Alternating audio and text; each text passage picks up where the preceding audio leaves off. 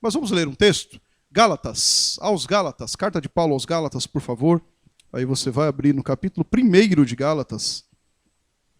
Certa vez eu usei um texto até o verso 12. Eu quero dar continuidade naquilo que falamos um tempo atrás. Lembro-me que era uma ceia também. Agora eu quero falar nos versos 15 e 16, tá bom? Gálatas, capítulo 1, verso 15 e verso 16, sobre o tema salvação, uma ação inteiramente divina, tá bom? Salvação, uma ação inteiramente divina. Gálatas, capítulo 1, por favor. 15 e 16 são os versos que leremos, já está ali, ó, na tela também. Vamos ler? Diz assim a palavra do Senhor. Quando, porém, ao que me separou antes de eu nascer e me chamou pela sua graça, aprouve revelar seu Filho em mim, para que eu o pregasse entre os gentios sem detença. Não consultei carne e sangue. Curva sua cabeça mais uma vez. Deus querido, Deus eterno, nós estamos aqui agora diante da tua palavra lida, será exposta, que o teu Espírito Santo aplique-a em nossos corações, para que verdadeiramente, Senhor, nós possamos ser aquilo que tu estabeleceu que fôssemos. Pai querido, nos livra de nós mesmos, Pai, e nos ajude a compreender cada vez mais o que é o sentido da salvação. O que é o que o teu Filho Jesus fez na cruz do Calvário por nós. Estamos num culto celebrativo, num culto da sua mesa, da mesa do Senhor. Por isso, Pai, nos instrui, nos ajuda e nos capacita para o louvor do teu santo nome. Amém. Irmãos, então vamos tratar a respeito disso, mas eu quero pedir antes, como sempre faço, que você não cesse de fechar a sua Bíblia, né? A gente brinca aqui sempre. Embora Letícia, aquela moça lá, esposa do Júnior, que nos ajuda, e ela é muito rápida, você fala o versículo, ela já joga aqui. Não é? É bom também nós manusearmos a Bíblia Sagrada para termos familiaridade. Não é um problema você ver aqui, de fato, não tem problema nenhum. Mas é bom sempre deixar a Bíblia aberta para a gente manusear, entender, verificar. Inclusive em versos auxiliares que darão base a este verso. O texto, aliás, principal, que eu acabei de ler com vocês. Tá bom? Mas veja, esse texto que nós lemos aqui, não é? Nesses primeiros versos aqui, dessa epístola, nós começamos no capítulo 1. Nos primeiros, nós estamos lendo já mais para o meio aqui, 15 e 16. Mas nos primeiros versos dessa epístola aqui, o apóstolo que escreveu foi o Paulo. O Paulo ele já apresenta o propósito da carta. Ele já fala o que é o propósito da carta. Se vocês pegarem lá, vocês estão no capítulo 1, verem uns versículos anteriores, vocês já vão ver o que ele está falando lá. Ele está combatendo falsos ensinos. Ele está combatendo falsos mestres. E aqui esses mestres eram professores judaizantes. Dentre os judeus existiam algumas pessoas que se intitulavam professores, se a gente pode chamar desse jeito, tá certo? Que estavam falando uma série de, eu brinco aqui com a igreja, de groselhas, heresias, tá certo? E Paulo está combatendo esses ensinos, que estavam aqui perturbando a ordem dos cristãos lá na Galácia. Aos Gálatas, uma carta circular. As pessoas às vezes pensam que a carta ela passava só numa igreja, como aqui, a igreja do Carrão, e acabou aqui. Não, ela é circular. Ela passava aqui, ia para a Penha, ia circulando. E essas instruções de Paulo aqui, tá certo, são muito cabíveis para aquele momento, para aquela época, e naturalmente para nós. A não ser que nós pensemos que nós não temos mais falsos ensinos no tempo atual. Se nós pensarmos assim, aí é um grande problema, estamos equivocados. Então essa carta ecoa para nós também nesse sentido. Mas esses professores judaizantes aqui estavam persuadindo ali os irmãos da Galácia, né, daquela região ali, dizendo que Paulo, na verdade, essa religião que Paulo seguia, o cristianismo, não tinha algo perfeito, era imperfeito. A coisa ali era totalmente contrário. Não é? Não era o que Jesus estava produzindo e falando, não era o que Paulo estava replicando, o que Jesus estava produzindo e falando, porque isso era imperfeito. Esses professores judaizantes estavam dizendo isso. Aqui, eles diziam aos Gálatas que o fundador da igreja, inclusive, não é? Aí está falando do próprio Jesus, eles tinham ali uma meia dúzia de gato pingado, uma comissão delegada. Um pouquinho de gente ali que fazia um barulho lá, outro cá, mas que não tinha nada com nada, nada mais que isso. Eram só bardeneiros, né? Às vezes até Jesus era chamado de perturbador de Israel, tá certo? Era exatamente isso, falando que Jesus era um baderneiro. Paulo era um baderneiro que estava dando continuidade a isso. Um pouquinho de gente, de repente lá dava para contar na mão, né? Eles falavam isso. Eles estavam falando para a igreja dos Gálatas, os irmãos da Galácia, que era isso, que Paulo é que estava equivocado. Paulo, então, chama a atenção, né, sobre o fato dos Gálatas, aí, seguindo no texto, né, antes de chegarmos aonde lemos, chama a atenção pelo fato dos Gálatas terem aqui se desviado do Evangelho.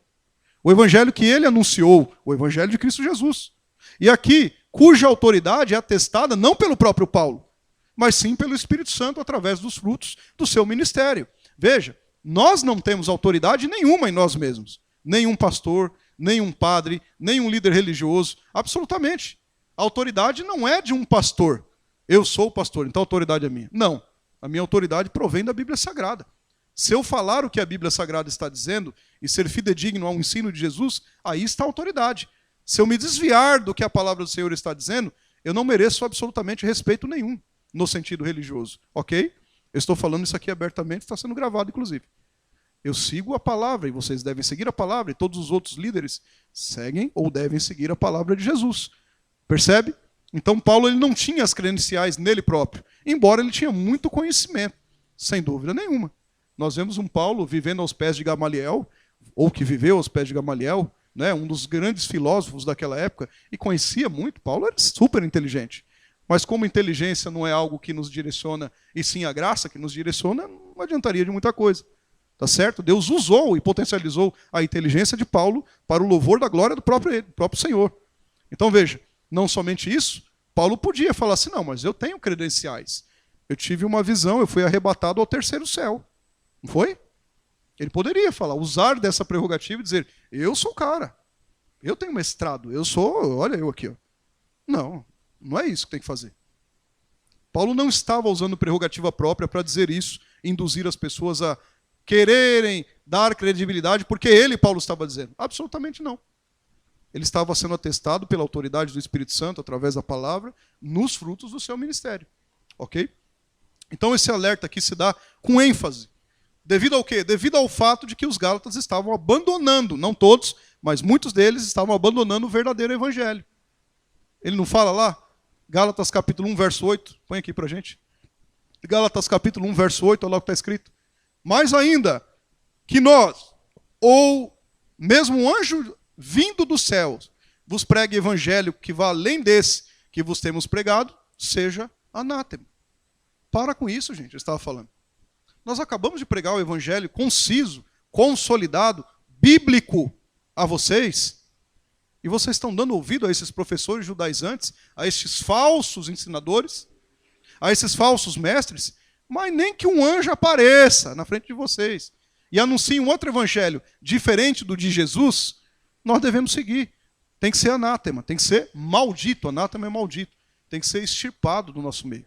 Então Paulo estava recondicionando esses que estavam ali sendo levados por um vento de doutrina, outro vento de doutrina. Então os Gálatas eles não estavam abandonando aqui um ponto de vista teológico. Não. Porque há pontos de vista teológico. Claro, nenhum problema quanto a isso. Ele não estava abandonando aqui um ponto de vista teológico. Aqui era um abandono ao evangelho anunciado pelos apóstolos, em especial Paulo. Não era um ponto de vista. Estavam abandonando o evangelho. Os Gálatas eles eram conhecidos pela inconsistência que eles tinham, né? A inconsistência deles aqui era aguda. A falta de consistência na fé dos Gálatas faziam com que eles trocassem o evangelho anunciado de Cristo Jesus, ou por Cristo Jesus, através da vida de Paulo, por um evangelho aqui, junto a uma fé acrescentada a mais alguma coisa. Era o evangelho mais alguma coisa. E Paulo está falando, não, é só o evangelho. Eles estão ensinando errado para vocês. Percebe isso? Mas avançando ainda nesse contexto, os judaizantes aqui tentavam de todas as formas perverter o ensino da graça de Cristo. E ainda tentam. Talvez não com esse nome, judaizante. Mas tem outros aí, discípulos desses judaizantes. Eles tentam perverter a graça de Cristo. Por isso, Paulo aqui ele é muito enfático em dizer que mesmo que esse anjo de luz do céu, vindo do céu, aparecesse, e aí mostrasse um outro evangelho, deveria ser maldito. E aconteceu isso já ao longo da história, viu? Aconteceu. Tem algumas seitas ou movimentos sectários, inclusive, estamos estudando aqui nas quartas-feiras. Você quer aprender sobre seitas e heresias? Quarta-feira, às 20 horas aqui. Né? Estamos subdividindo esse estudo. Uma dessas seitas, ou algumas delas, aconteceu exatamente isso. Apareceu um anjo. E o anjo falou, olha, Tem umas tábuas lá no pé do monte tal. Dá uma corrida lá. Aquilo lá é um evangelho. Nós vivemos aqui num passado. Antes de morrer, o meu pai, não é? Ele colocou na tábua lá, eu vou te dar umas pedrinhas para você traduzir, Urim e Tumim. E aí, se anuncia esse evangelho. Um anjo que destoou totalmente, o tal do Moroni, né? Totalmente do evangelho de Cristo Jesus. Inclusive, na próxima quarta-feira falaremos sobre isso. Se tiver curiosidade, venha. Mas veja, Paulo constantemente procurava aqui não a aprovação de homens, mas a aprovação de Deus. O que importa para nós, de fato, é isso. Ok? Ele não se baseava aqui nas decisões e nas opiniões de outras pessoas. Ah, mas ele está me orando torto, mas não gostou. Ele estava pregando o evangelho. Goste quem gostar, doa quem doer. Em vez disso aqui, ele tinha o firme objetivo de agradar a Deus. De fato, de falar ao Senhor o que deveria ser feito, não é? Em suas orações. Filipenses capítulo 3, verso 14 diz isso. Mas avançando um pouquinho mais ainda no contexto, nós lemos o 15 e o 16. Nos versos 13 e 14, versos 13 e 14 desse texto, é demonstrada a conduta aqui de Paulo antes da sua conversão, não é? Que fez com que ele se sobressaísse no judaísmo de duas formas. Ele estava dizendo assim, ó, antes de eu ser convertido, olha o que acontecia. Primeiro, eu era cuidadoso em guardar a lei e as tradições. Era um legalista. Era um legalista. Eu era cuidadoso em guardar as leis e as tradições que não levavam para lugar nenhum. Tá? O ayatolá do evangelho, né? Um fariseu. Paulo era um fariseu. Certamente, muito mais cuidadoso do que os judaizantes da Galácia. Eu não tenho dúvida. A segunda frente de Paulo, o que ele estava dizendo nos versos 13 e 14, ele, antes da conversão, ele perseguia a igreja de Cristo. Não era um cara que estava macumunado, vamos planejar, vamos falar que Cristo é bom, aquela coisa toda, para a gente obter um lucro aí. Mas hoje não acontece mais isso. Deve ter acontecido só no passado, né? Ironia. Ele estava perseguindo a igreja de Cristo antes da conversão, intentando destruí-la. Quando é que Cristo, de fato, abarca Paulo no caminho de Damasco? Não foi assim? Paulo indo para Damasco para matar cristãos, torturar cristãos? Paulo não era um camaradinha qualquer, não, que estava ali, não, cheguei agora aí. Ele era muito pior, inclusive, do que esses professores judaizantes. E ele estava dizendo isso para a igreja da Galácia. Vocês lembram quem eu era? Vocês estão vendo agora quem eu sou? Sabe o que fez comigo? A graça do Senhor que fez isso comigo. Ele estava dizendo exatamente isso. Percebe? Aí usando também o testemunho de vida dele. Ainda no verso 14 é informado que Paulo, né, como aqui os judaizantes da Galácia, já havia estado em um passado sem o conhecimento real de Cristo. Ele enfatiza isso, parece que até ele é redundante, né, em falar, ele enfatiza isso daqui, tentado aqui obter salvação. Ele fala, eu tentei, em outras palavras, obter salvação por méritos próprios. Ele está dizendo isso. Eu tentei obter, vamos trazer no português mais claro, salvação por obras, porque ele era um legalista. Ele era um camarada fariseu. Vamos fazer isso para que aí a gente alcance salvação. Era isso que ele fazia. Percebe? Então ele estava falando isso. E por fim, no verso 15 e 16, onde nós vamos aqui caminhar, né, nesse texto básico que lemos aqui, Paulo já havia sido alcançado pela graça, compreendendo o real sentido do evangelho, informa inclusive aqui aos Gálatas a consequência disso também, né? Do chamado apostólico dele, da conversão que se deu através da graça irresistível, do favor imerecido aqui, da salvação do começo ao fim, sendo dada pelo Senhor. Até porque quando Paulo foi abarcado no caminho de Damasco, quem foi que encontrou? O Senhor. Foi ele ou o Senhor o encontrou? Paulo, dá uma licencinha aqui, o Senhor falou. Eu vou te dar uma cegadinha por um tempo, eu vou aqui dar um clarão para você, para você, para ver se você vem em direção a mim. Foi assim? Tem gente que fala que ele caiu do cavalo. O texto não diz isso, né? Que ele caiu do cavalo. Ele caiu com o rosto em pó. Paulo, por que me persegues? Foi a fala. Falou, quem é o Senhor? Já caiu ali, já acabou, irresistível. Ok? No caso de Paulo, foi bate pronto, né? A graça é irresistível, nem sempre é esse mesmo formato. Pode ser ao longo da vida da pessoa, mas ela é irresistível. Os que são do Senhor estarão com o Senhor. Ok? Em Paulo foi isso. Por que me persegues? Mas quem é o Senhor? Jesus, a quem me persegue. Já pensou na coisa dessa? O camarada que perseguia a igreja, estava indo matar os crentes. Paulo colérico, pegava as pessoas pelo cabelo. Aí era bom ser careca nessa época, né, Joel? Que aí, né? puxava a pessoa pelos cabelos, encerrava no calabouço. Ele não ia fazer carinho não nas pessoas, ok? Paulo é que estava lá segurando a túnica das pessoas enquanto eles estavam apedrejando Estevão. O primeiro mártir, estão lembrados? Era o Paulo. Ele está falando, gente, olha quem eu era e quem eu sou hoje. Dado esse contexto, você já entendeu a passagem a qual está inserida que estamos lendo? Hoje em dia, irmãos, o tema salvação, infelizmente, tem sido trazido de forma muito equivocada por parte de muitos por aí afora. Digo isso, é claro, devido aqui ao fato de muitas pessoas até dizerem que a salvação vem de Deus. Tem gente que fala, não, a salvação vem de Deus. Ok, mas elas negam com seus discursos, negam aqui com as suas ações práticas que a salvação depende, veja a palavra que eu vou dizer, apenas de Deus. Elas dizem aqui, algumas dessas pessoas por aí afora, até líderes religiosos, não é? Talvez primos desses judaizantes, quem sabe, não é verdade? Dizem por aí afora que a obtenção da salvação, ela existe, mas é o homem que coopera com isso. Será? Vamos ler o texto e vamos caminhar no texto? Esse ensino equivocado aqui demonstra que a salvação é parcialmente do Senhor, mas não inteiramente. O tema é a salvação, uma ação inteiramente divina. Se eu disser que eu tenho alguma cooperação, e você vai entender bem ao longo aqui da pregação, o porquê que eu estou dizendo isso, naturalmente eu estou equivocado, porque eu estou dizendo, o Senhor não consegue me salvar inteiramente. É parcialmente. Eu decido se sim ou se não. É um grande equívoco. 90% das igrejas do Brasil, fora não é tanto assim, mas tem. O Brasil é um terreno fértil, viu? É um terreno fértil para essas coisas. Creem que o homem pode cooperar em alguma coisa na salvação. Não é o que diz a palavra de Deus. Pelo menos não a Bíblia que eu tenho. Pode ser que exista outra Bíblia, não é? Não a Bíblia que eu tenho, que você tem aí. O que deve se entender à luz da palavra é que a salvação não é obra do homem. A salvação aqui não é esforço cooperativo entre Deus e o homem. Deus vai até metade, ele entra com 50% do capital e o homem põe 50%. Não. Absolutamente não. Deus não está fazendo a parte dele, como alguns dizem, e o homem está fazendo a outra parte dele. Absolutamente não. A salvação é uma obra de Deus, e somente de Deus. A salvação é uma obra inteiramente divina, totalmente da graça do Senhor. A obra aí e o mérito não é humano. A obra e o mérito é de Cristo na cruz do Calvário. Ok? Não é humano. É tudo pela graça. Não é a graça que mais usos e costumes. Não, isso não salva.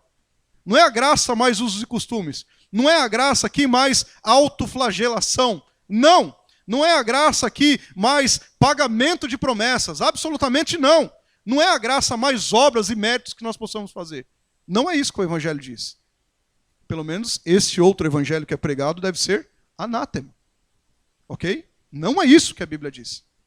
E não estou falando de ponto de vista teológico. Estou falando do que a Bíblia diz. Percebe? A graça é somente de Deus. É ela que realiza a salvação. A graça somente realiza a salvação, irmãos. Somente a graça. E se não for graça, se a salvação não for pela graça, já não é mais graça. Não é? Romanos capítulo 11, verso 6. Coloca para nós aí. O que diz a Bíblia a respeito disso? Falando da salvação. Olha o que está escrito lá. E se é pela graça, já não é pelas... Vamos ler. Se não é pela graça, já não é pelas obras. Está claro. Não somente isso. Do contrário, a graça já não é graça. Se não for pela graça, é obras. Se for obras, não tem salvação. Estou dizendo aqui que nós não devamos fazer boas obras? Não disse isso. Nós somos criados para as boas obras. Mas as boas obras não nos salvam. Ok? A causa determinante da salvação não são boas obras. Tudo bem? Olha só. As obras que os homens fazem não têm mérito para a salvação, no aspecto salvífico. A gente tem aquela ideia, até aqueles desenhos, né? Eu assistia muito desenho do Tom e Jerry. Vocês lembram desse Tom e Jerry? Existe aí, né? Desenho do Tom e Jerry. Vou fazer uma boa ação. Aí tinha lá, eu lembro de um episódio claríssimo aqui, em que o gato faleceu, foi ao céu, chegou na porta do céu, e aí deram uma segunda oportunidade para ele. Ele tinha que vir para a terra, e ele tinha um tempo, 24 horas, para fazer uma boa ação, para que aí então ele pudesse entrar no céu. Uma obra, a salvação não é por obras. É incutido na nossa mente o tempo inteiro isso, mas a Bíblia não diz isso. Salvação não é por obras. Não é o homem que determina quem será salvo ou não, e muito menos ele. A salvação não é dependente da minha ou da sua vontade pecaminosa. A salvação é dependente, aliás, da vontade soberana de Deus. Mas de onde você tirou isso? Vamos ler o texto. Romanos capítulo 9, verso 15 e verso 16. Projeta para nós aqui. Vamos ler a Bíblia. Esta é a Bíblia que você tem aí na sua mão. Pois ele diz a Moisés. Quem diz? Deus. Ok? Basta que você leia os versículos anteriores. Paulo está citando isso. Terei misericórdia de quem aprover ter misericórdia. Deus está dizendo isso. E compadecer-me-ei de quem me aprover ter compaixão. É ele que decide. Olha aqui. Assim, pois, não depende de quem quer ou de quem corre, mas de Deus usar a sua misericórdia. Está claro? Se você ler o texto anterior a esse, depois você nota para você ler em casa. Os gêmeos ainda não eram nascidos. Está falando de Esaú e Jacó. Não tinham feito obra alguma para que pudesse determinar quem seria salvo, quem não seria salvo. Mas aprove o Senhor decidir em sua soberania. Às vezes a gente brinca muito de ser crente. A gente acha que nós estamos falando com um amiguinho do lado. Nós estamos falando com o Criador e sustentador de todas as coisas, embora ele seja nosso amigo, claro. A forma com que nós tratamos Deus e as coisas de Deus. Com base no texto, então, irmãos, vejamos algumas aplicações práticas desse conceito, do texto que lemos agora, principal. Em primeiro lugar, a salvação é uma obra divina, inteiramente divina, pois a salvação se dá pela eleição soberana de Deus, sem a cooperação e sem o conselho de quem quer que seja. Ok? Vamos no texto principal? Gálatas capítulo 1, verso 15, parte inicial desse texto, por favor, parte A. Olha o que está escrito lá. Olha lá. Quando, porém, ao que me separou... Quando que ele separou, Paulo? Quando, irmãos? Antes de nascer. Paulo não tinha nem nascido para tomar alguma decisão própria, para executar alguma boa obra. Ok? Antes de eu... Ele me separou, me elegeu, me escolheu, antes de eu nascer. Separar aqui, conjugado, né? Como separou, aqui descrito nessa parte inicial desse verso aqui, remete a aforiza. Aforiza é um termo grego, PH, ok? O Novo Testamento foi escrito em grego, koiné. Hoje nós temos em português, mas a linguagem original é grego. Remete justamente a isso, a escolha, a eleição. Veja, irmãos, as escrituras aqui afirmam que a eleição ela é para salvação. Segunda carta de Paulo à igreja de Tessalônica, capítulo 2, verso 13. Olha o que diz lá. Entretanto, devemos sempre dar graças a Deus por vós, irmãos amados pelo Senhor. Olha o detalhe aqui agora. Porque Deus vos escolheu desde o princípio para a salvação pela santificação do Espírito e fé na verdade. Não somente aqui no aspecto da eleição, mas Deus também nos escolheu para sermos santos, para a santificação. Não aquele santo canonizado, que você levanta a mão, o anjo te leva embora. Eu não estou dizendo isso. Nós somos pecadores. E pecaremos até o dia que Cristo voltar e extirpar esse corpo pecaminoso e transformar o que é corruptível em incorruptível, o que é imoral, não é? Transformar-nos para a glória dele, nos glorificar, trazendo o português claro. Eu não estou dizendo isso. O que eu estou falando é que Efésios capítulo 1, verso 4, diz exatamente que Deus nos escolheu antes, para que então nós fôssemos santificados, que é um processo da salvação. Olha o que está escrito, assim como nos escolheu nele, antes da fundação do mundo. Quando? Ué, então eu acho que essa Bíblia aqui não é a que a gente lê, né? Tem alguma coisa... Eu estou lendo Bíblia, ok? Antes da fundação do mundo. Para que ele nos escolheu antes da fundação do mundo? Para quê? Está aí, ó. Para sermos santos e irrepreensíveis perante ele, não é fora dele, perante ele e em amor. A justificação, eu disse na semana passada aqui no final, no comentário que fiz após a pregação do seminarista que veio. A justificação é a salvação que foi executada naquele tempo passado, quando nós fomos salvos, na aplicação da salvação. Ele nos salvou desde antes da fundação do mundo. A própria Bíblia diz que o Cordeiro de Deus morreu desde antes da fundação do mundo. Mas a aplicação disso se dá no nosso tempo presente. Ok? Tem uns que nasceram um pouco mais cedo, né? Para assim dizer. Outros um pouco, olha lá, o Eli já levantou a mão. Outros nasceram um pouquinho mais para frente. Quando eu tenho uma dificuldade, quando eu vejo assim, nasceu no ano 2000 para frente. Eu falei, meu Deus do céu, acho que eu estou ficando velho. Porque ano 2000, não é? Existe isso. E a aplicação da salvação se deu no nosso tempo presente, no Cronos. Mas isso já estava estabelecido desde antes da fundação do mundo. Ou a Bíblia é mentirosa. E eu creio que não é. Ok? Olha só que mais. Fomos então salvos para sermos santos e irrepreensíveis. A justificação, o tempo passado. Quando nós somos salvos. A santificação remete aqui à ideia da nossa caminhada terrena. A salvação sendo efetuada no tempo presente. E a glorificação, que é algo futuro ainda, remete à alma, ao corpo do eleito salvo, quando Cristo voltar e o pecado estiver extirpado do nosso corpo. E aí sim nós caminharemos eternamente, absolutamente, em perfeição com Ele. Agora veja. A mesma Escritura afirma no verso seguinte. Nós lemos Efésios capítulo 1, verso 4. Olha o verso 5. Fala do verso seguinte que a eleição soberana de Deus também se dá por adoção. Olha o que está escrito. Nos predestinou para Ele. Para quê?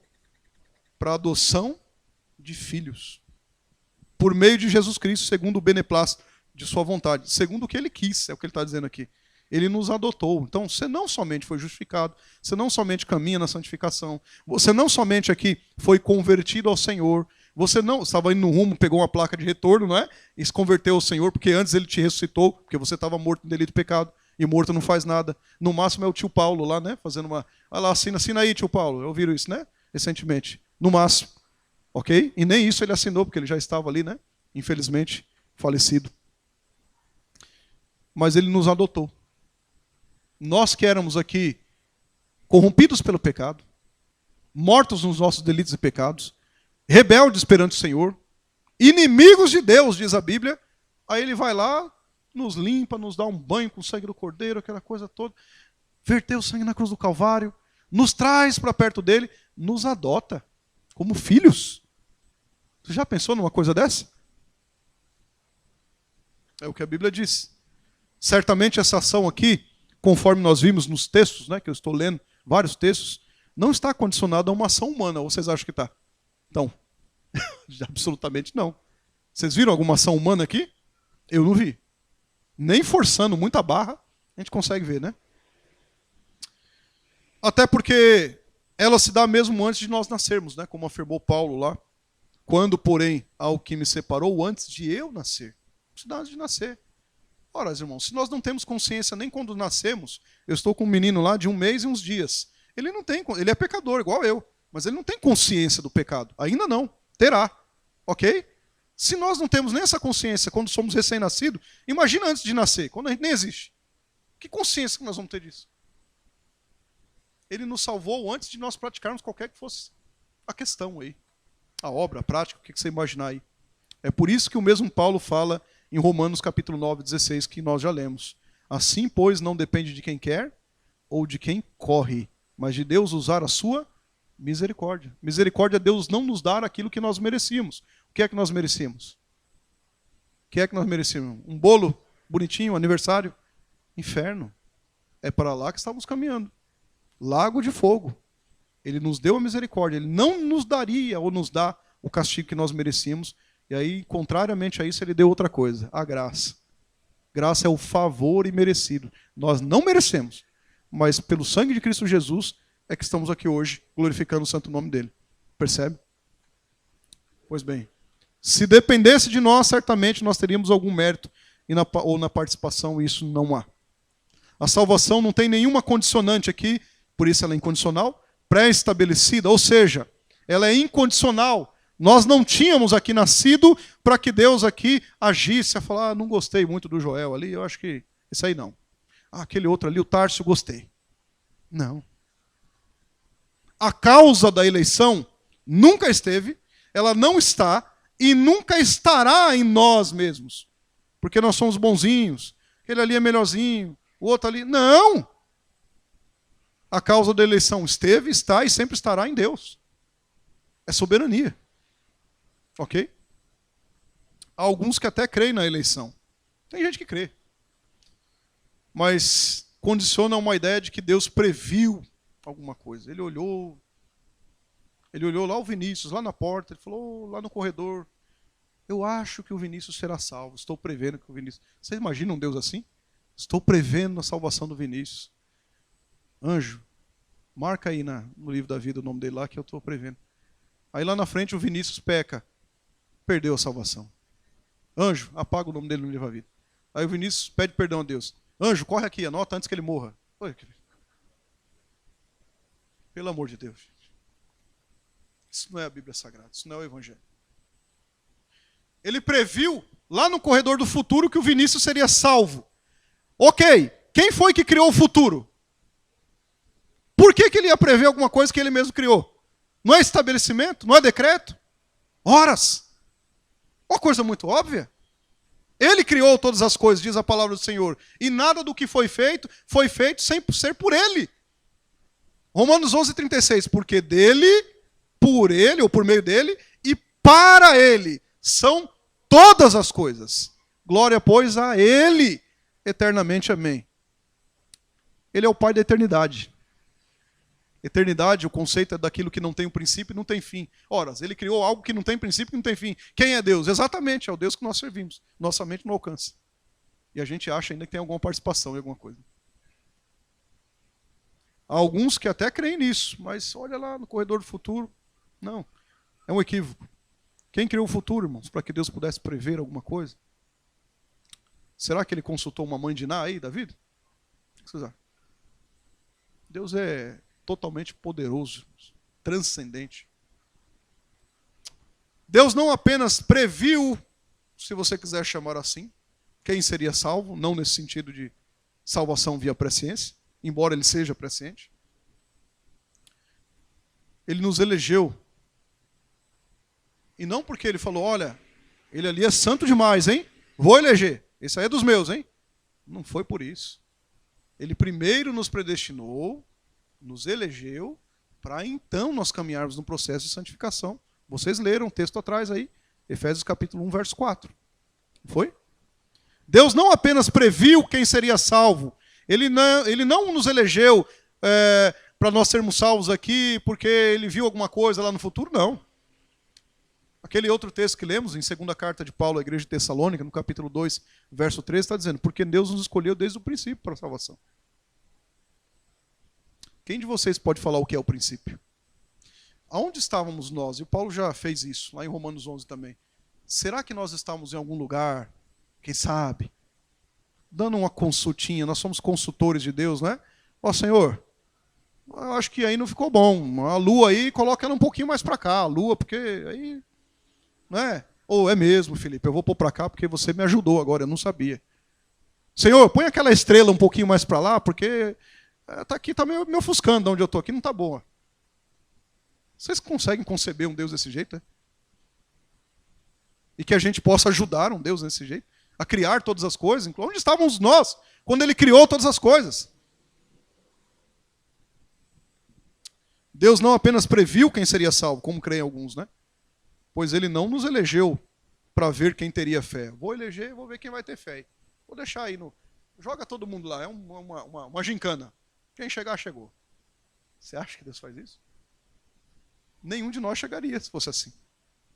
Nenhum de nós, tá bom? Mas Ele próprio nos deu a fé salvífica. Foi Ele que nos deu a fé. Até a fé que você tem aí depende dEle. Romanos capítulo 2, Efésios capítulo 2, verso 8 e verso 9. Coloca aqui. Porque pela graça sois salvos. É pela graça, ponto final. Ok? Mediante ao quê? Mediante ao quê, irmãos? E isto vem da gente, porque a gente é maravilha, não é? Isso não vem de vós. Não vem de vós. É dom de quem? De Deus. Passa para o próximo verso, 9.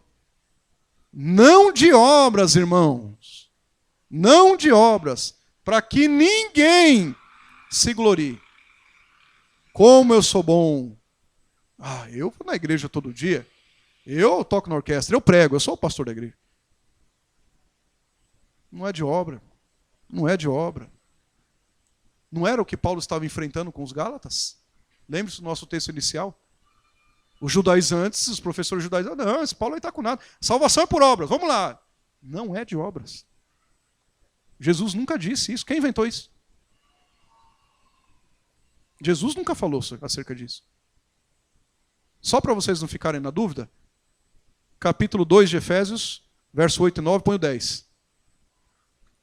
Vocês não ficarem, então estou salvo, não preciso fazer mais nada? Pode ser que alguém esteja se perguntando aí na mente. Bom, nós pois somos feitura dele, criados em Jesus Cristo. Fomos criados para quê? As quais Deus fez o quê? De antemão preparou para que andássemos nela. Até as obras que nós praticamos, Deus já tinha preparado de antemão. Nós somos criados para as boas obras. E não são as boas obras que nos fazem ser salvos. Ok? Só para você não ficar na dúvida. Estou salvo, então não preciso fazer mais nada. Irmão, quem pensa assim tem um sério problema. Não entendeu o evangelho ainda? Ok? Nós somos crentes em Cristo Jesus. A gente não sai por aí pisando na casca de banana, não. Ou não deveríamos, né? Queridos irmãos, a eleição se dá única e exclusivamente aqui pela ação de Deus, pela sua graça maravilhosa. Pela graça maravilhosa. Como é que eu sei pela graça? Volta ao texto inicial, Gálatas capítulo 1, verso 15, agora na parte... Põe ele inteiro. Vamos ler ele inteiro, aí você vai saber o que é parte A e B do texto. Quando, porém, ao que me separou antes de eu nascer, ok. E me chamou pelo quê? Pela minha obra? Pela graça. Pela graça que te chama. Graça é favor imerecido. É pela graça. É graça, irmãos. Meramente graça. Exclusivamente graça.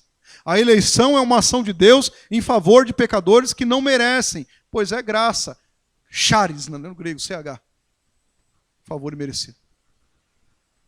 A salvação é uma ação inteiramente divina, pois a salvação se dá pela eleição soberana de Deus, sem a cooperação e sem o conselho de ninguém.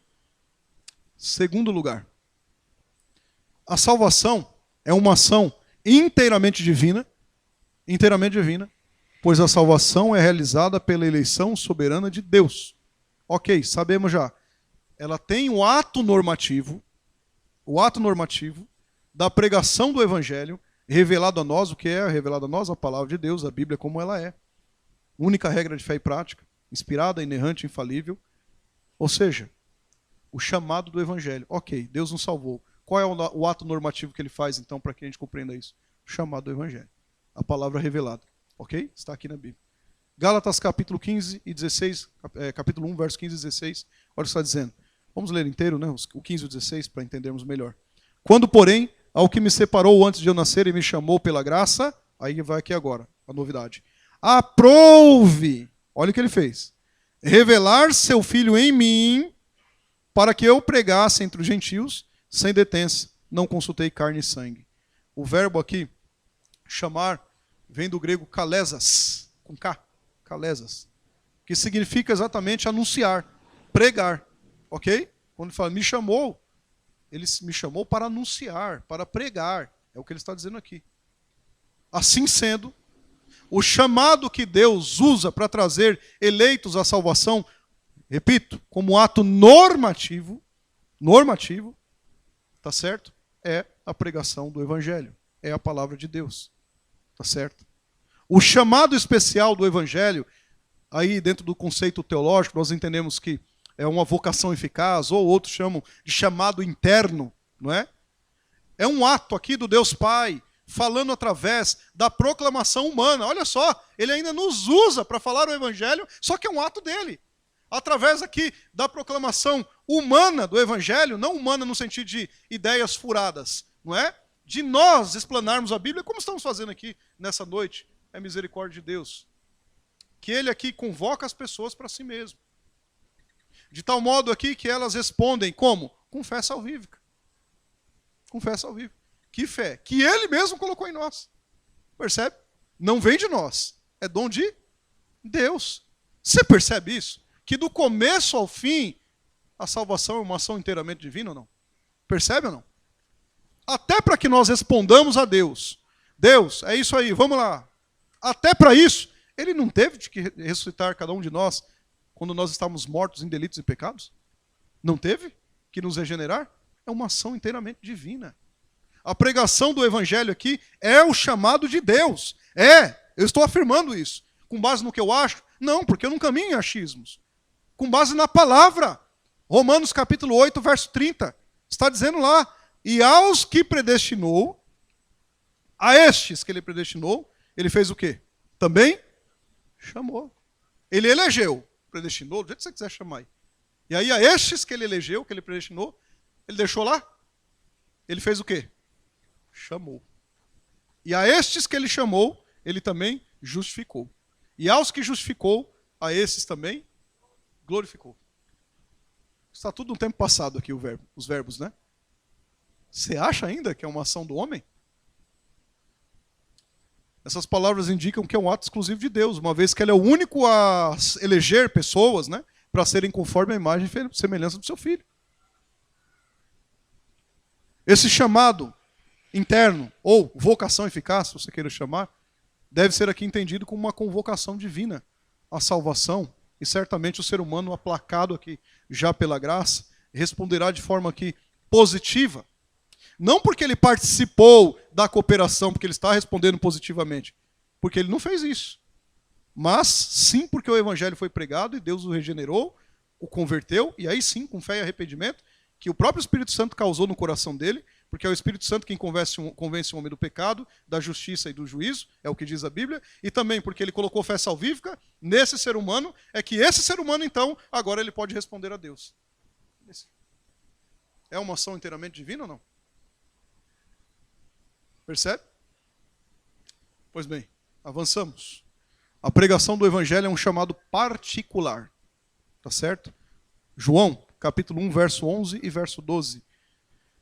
Veio para o que era seu, e os seus não receberam. Mas a todos quantos o receberam, deu-lhes o poder de serem feitos filhos de Deus, a saber, os que creem no nome de Jesus.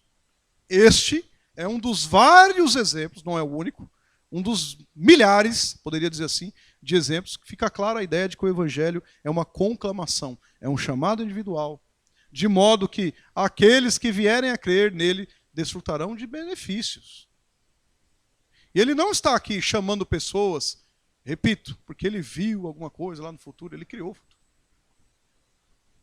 Ele não está fazendo isso daqui meramente porque, e agora? E se alguém quiser ir ao Senhor, é o Senhor que elege? Como é que é feito isso? Ora, João capítulo 6, verso 44 a 48. Já resolve essa parada para nós. Olha o que está escrito aí. Ele mesmo. Ninguém pode vir a mim. Quem é que vai crer? Ninguém pode vir a mim se o Pai, Jesus falando, que me enviou, não trouxer. E eu ressuscitarei no último dia. Ai, mas se alguém quiser ir, não pode. Ninguém pode vir a mim se o Pai que me enviou não o trouxer. Eu ressuscitarei no último dia. Está escrito nos profetas. E serão todos ensinados por Deus. Portanto, todo aquele que é da parte do Pai tem ouvido e aprendido. Esses vêm a mim. Percebe? Não que alguém tenha visto o Pai, salvo aquele que vem de Deus. Jesus, não é? Esse tem visto. Em verdade vos digo, quem crê em mim tem a vida eterna. Eu sou o pão da vida. Quem é que crê? Aqueles que o Pai deu. Eu conheço as minhas ovelhas. E elas ouvem o meu chamado, a minha voz. Não é? Quando elas ouvem a minha voz, elas fazem o quê? Me seguem. É uma ação inteiramente divina ou não? Queridos irmãos, a nossa função é só pregar. Só ensinar. Só anunciar o Evangelho, que nem é nosso. É do Senhor. Nem isso é nosso. Daí então, o Espírito Santo toma o Evangelho pregado, e aí o que ele faz? Ele abre o coração do pecador, que ele quer convencer pela sua soberania, não é? E aí então, ele aplica essa palavra ao coração como um efeito regenerador. É aí então, e só então, que o homem ele pode aqui entender e receber as coisas do Espírito, porque antes ele não discerne as coisas espirituais. Assim, o chamado interno é também pelo Evangelho, e este é aplicado pelo Espírito Santo. Da onde você tirou isso? Atos capítulo 16, verso 14. Reproduz para nós também, aí, hoje bastante Bíblia. Certa mulher, chamada Lídia, da cidade de Tiatira, vendedora de púrpura, temente a Deus, nos escutava. Quem estava lá? Paulo com a sua junta missionária, não é? Timóteo, vários outros lá, Silas. o Senhor lhe abriu o coração para atender as coisas que Paulo dizia. Quem abriu o coração da Lídia? Não foi a eloquência de Paulo? Tem certeza? Não foi a inteligência de Paulo? Não? A Lídia que quis dar um passo, de repente, foi isso? Não. O Senhor abriu o coração, em outras versões, os olhos de Lídia para que ela atendesse as coisas que Paulo estava falando, pregando. Quem abre o coração, irmãos? Quem convence o coração, irmãos? Não é Deus, aqui Espírito Santo, você queira chamar. Nós sabemos o degringolar desse texto que eu acabei de ler. Depois ela foi para casa e toda a família dela, todos convertidos, virou uma base missionária aquele negócio ali. Paulo começou a pregar na cidade de Filipos e o Senhor começou a converter o coração de pessoas, e mais pessoas, libertar pessoas da escravidão, até uma endemoniada que estava lá, um espírito de adivinhação. Paulo expulsa aquele demônio, a pessoa ali é liberta disso. Paulo é preso com Silas na cadeia, amarrado a um tronco, chibatada nas costas. De repente, meia-noite, o que eles estão fazendo? Reclamando? Louvando ao Senhor e orando. E de repente sobrevém um terremoto.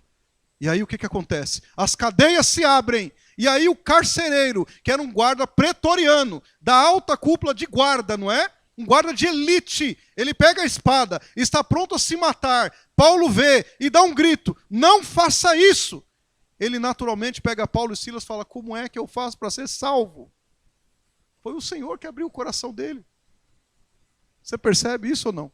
E toda a casa daquele carcereiro converteu-se. E foram batizados. Vocês ainda acham que é uma ação humana?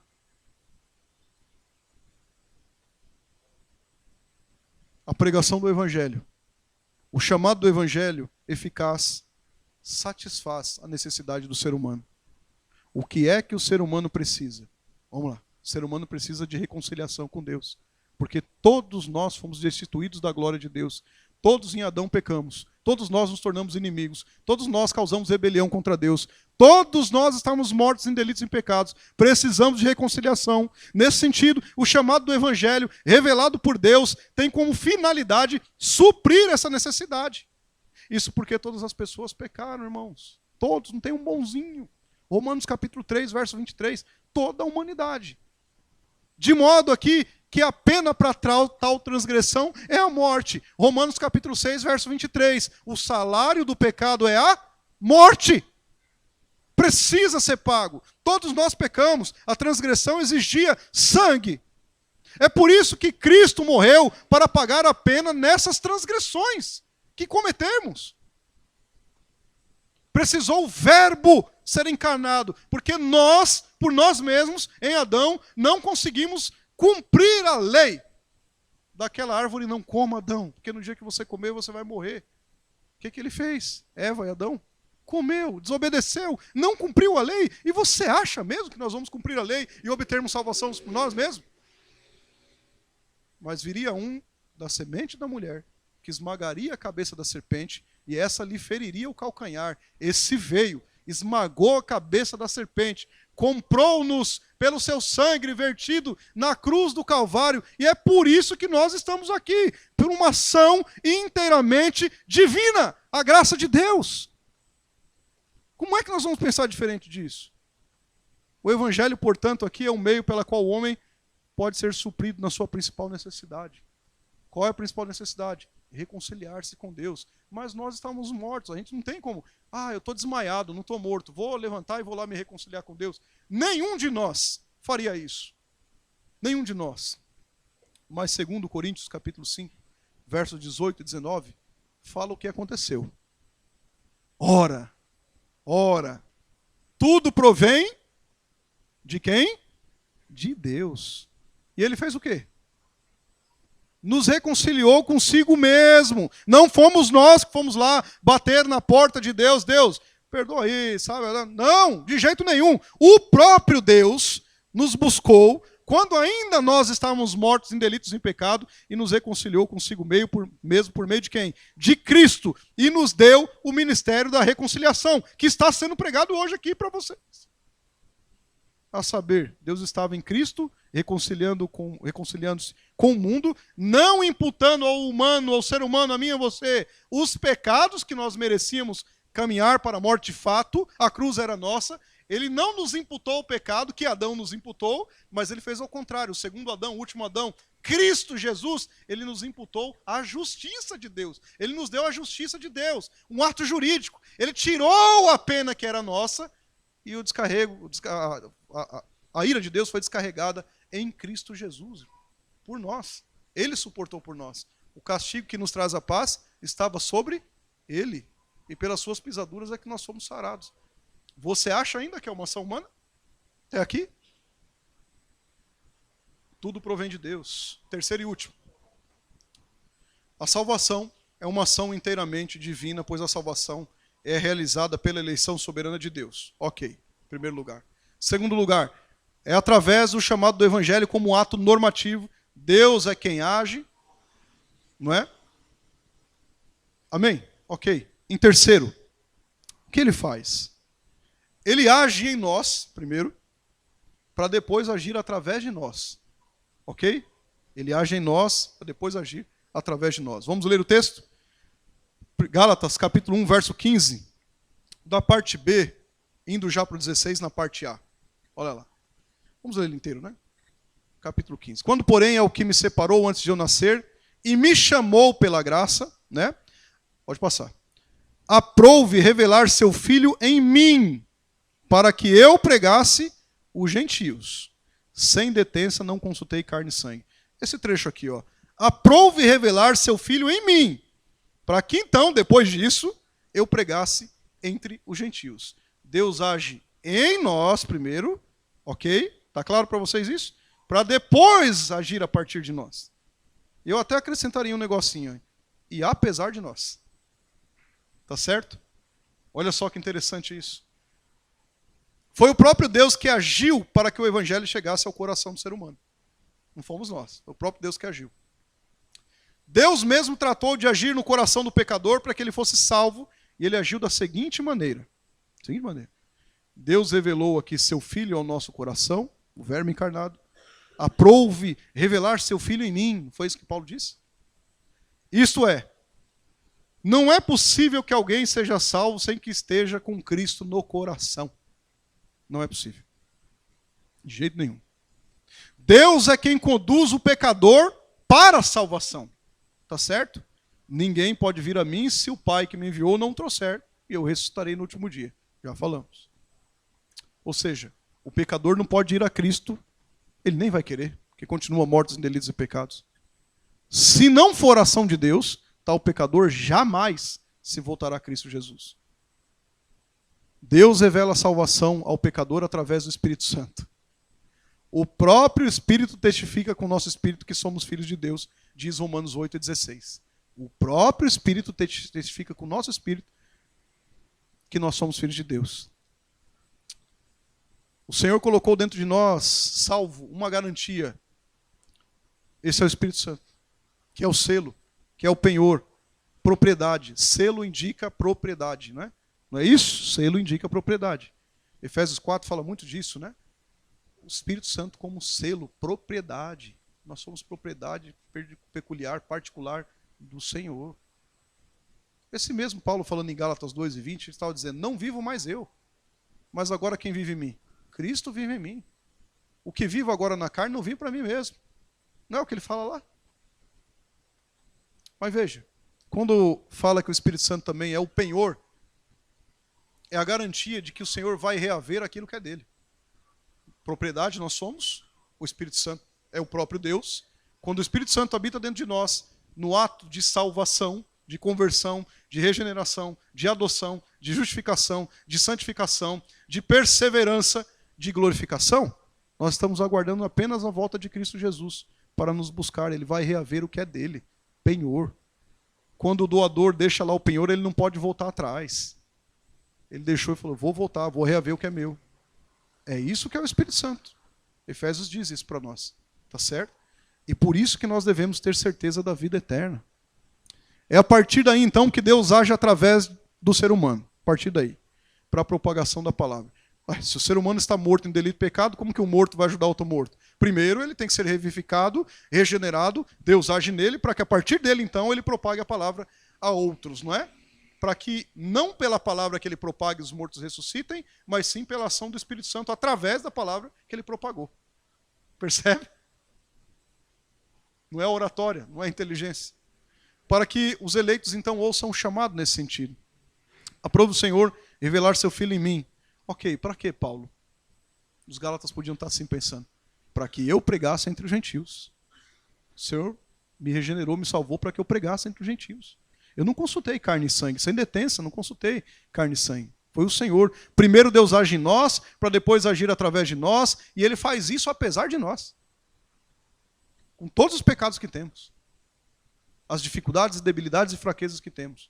Que privilégio nós temos de pregar a palavra, irmãos, a quem quer que seja. Privilégio. Nós vemos tudo isso uma ação divina. Vou concluindo. Veja, Deus Pai, Ele decretou a nossa salvação. Ok?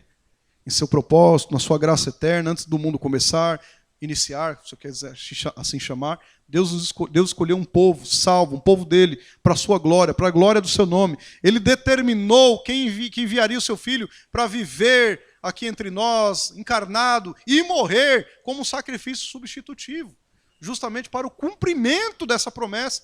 E ele fez isso também antes do mundo começar. O Cordeiro de Deus morreu desde antes da fundação do mundo. Percebe? Já estava estabelecido. Nossos nomes estavam registrados no livro da eternidade, no livro da vida, irmãos, do Cordeiro. Todos os eleitos de Deus, quantos são? Não sei. Quem é que ele quis chamar e quem ele vai chamar até o dia da sua volta. Não cabe a mim determinar quem é e quem não é. Isso está errado. Cabe ao Senhor. É soberania dele. Os eleitos, os escolhidos. E os outros? Todos foram destituídos da glória de Deus. De repente ele vai lá, Anderson, aqui, Adriano, Eli, Marcelo, Vitória, ele vai chamando. Por quê? Não sei. Você sabe dizer? O que é que nós temos de bom para o Senhor nos chamar? E os outros? Só ficaram no mesmo estado que estavam, mortos em delitos e em pecado. Tem justiça da parte de Deus aí? Se ele quisesse condenar todos, ainda assim ele seria justíssimo. Porque nós que pecamos contra ele. Percebe? Não foi ele que quebrou a regra, fomos nós. Mas ele é misericordioso. Mas, além do Deus Pai decretar a salvação, Deus Filho comprou a nossa salvação, se você pode entender isso. Para salvar do Senhor, o povo do Senhor, da lei, da verdade, na justiça, na retidão, demandava sangue. Demandava pagamento. Justamente pela ofensa cometida através do pecado do ser humano. A justiça santa deveria ser satisfeita. O pecador deveria morrer pela sua transgressão. Deveria ser extirpado pela sua transgressão. Portanto, o Senhor Jesus veio como um substituto sem pecado. Ele foi o representante do povo de Deus, não é? Mediante o seu grande sacrifício substitutivo, expiatório, ele satisfez as demandas escritas na lei de Deus para que o seu povo pudesse estar com ele. Pelo preço justo e leal. Qual foi o preço justo e leal? O seu sangue vertido na cruz do Calvário. Aí então Cristo nos redimiu da maldição da lei e comprou legitimamente a salvação para o seu povo.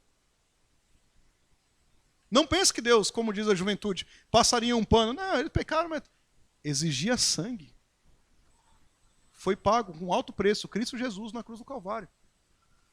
Então, além do Pai aqui decretar a nossa salvação, além do Filho comprar a nossa salvação, o Espírito Santo realiza essa salvação em nós. Aplica essa salvação em nós. Todos os dias estamos caminhando num processo de santificação, não é? Do começo ao fim, a salvação é uma ação inteiramente divina. Inteiramente. Quanto aos salvos, o Senhor elegeu antes do nascimento, chamou pela pregação do Evangelho, abriu os corações para que a sua boa palavra ancore nesses e, consequentemente, aqui, haja então aqui, através desse novo coração, uma propagação do Evangelho para outros. Teve um dia, talvez você não entendia isso que fazemos, esse sentido, esse caminho, essa vida, esse estilo de vida cristão, pelo nosso Senhor Jesus Cristo, seguir ao Senhor. E talvez muitos de vocês até falariam, pô, não, mas esses crentes são tudo maluco, né? Que coisa doida. Eu não quero caminhar nisso, eu tenho muito mais coisas para fazer. E aí, de repente, o Senhor vai lá com a graça maravilhosa e irresistível, te abarca, te traz para o meio desses crentes que supostamente seriam malucos. A loucura da cruz, né? E agora você está aqui, salvo pelo Senhor. Salvo pelo Senhor. E aguardando apenas a volta dele. E enquanto há o já e o ainda não, estamos salvos, mas ainda não no sentido que ele não voltou para nos buscar, seja individualmente ou coletivamente, nós vamos propagar o Evangelho. Este é o papel da igreja militante. Militamos a causa do Evangelho. Muitos dos nossos entes queridos já estão com ele na glória, esperando a ressurreição do corpo. Esses são igreja triunfante, já triunfaram. Olha que privilégio você tem. Não é um mero culto. Não é um mero ajuntamento, como eu abri falando aqui no início do culto, na liturgia. Não é uma reunião protocolar. Ah, eu não tenho mais nada para fazer, eu vou lá, fica por último. Não. Nós estamos aqui porque o Senhor nos chamou. O Senhor está entre nós, em nós, e nos colocou aqui para que nós pudéssemos glorificá-lo. Que Cristo nos ajude e nos faça entender perfeitamente essa graça maravilhosa da qual somos alvos. Que o Senhor nos ajude a entender todos os dias que nós devemos simplesmente agradecê-lo, porque não tínhamos possibilidade nenhuma, e a salvação foi algo inteiramente do Senhor. Um presente de Deus, um dom de Deus para nós. Você tem noção que é isso? O Evangelho não é um mendigo ensinando ao outro onde buscar pão, onde achou pão. Esse pão vivo que desceu do céu, irmãos, fez com que nós estivéssemos aqui, não só aqui, mas assentados nos lugares celestiais, para a glória dele. Que Deus nos ajude, que Deus estabeleça essa instrução no nosso coração, que faça-nos caminhar em conformidade com a sua palavra. Amém?